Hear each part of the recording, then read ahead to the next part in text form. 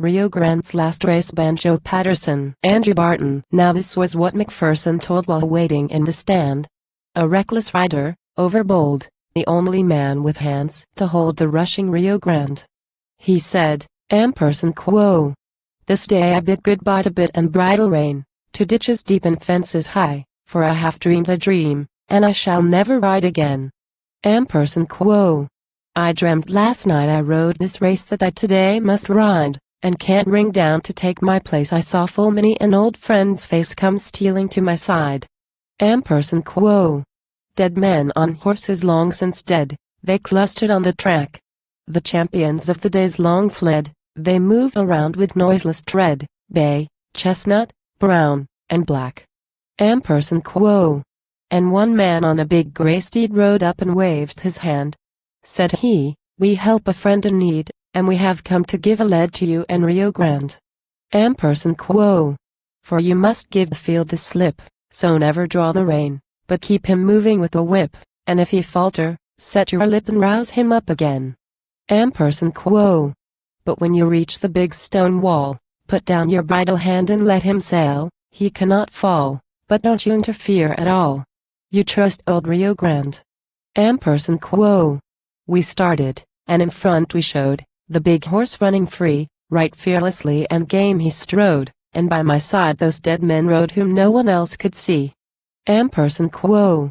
As silently as flies a bird, they rode on either hand. At every fence I plainly heard the phantom leader give the word, "Make room for Rio Grande." Quo. I spurred him on to get the lead, I chanced full many a fall. But swifter still each phantom steed kept with me, and at racing speed we reached the big stone wall. Quo.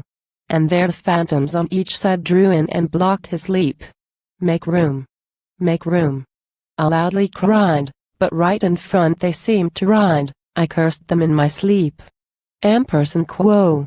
He never flinched, he faced a game, he struck it with his chest, and every stone burst out in flame, and Rio Grande and I became as phantoms with the rest. Quo. And then I woke, and for a space all nerveless did I seem. For I have ridden many a race, but never one at such a pace as in that fearful dream. Quo.